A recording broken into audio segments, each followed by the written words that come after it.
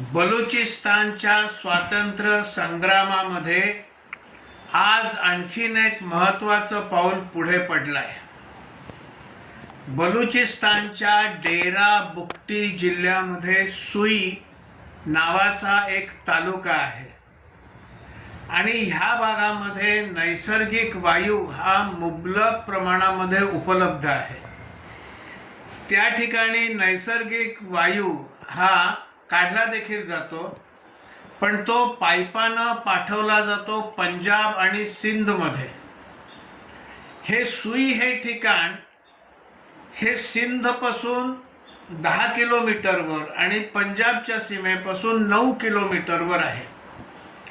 बलुचिस्तान, सिंध आणि पंजाब या 3 प्रांतांच्या सीमा तिथे एकत्र येतात। तिथून 9-10 किलोमीटरवर हे सुई नावाचं ठिकाण आहे आणि तिथे मुबलक नैसर्गिक वायू आहे।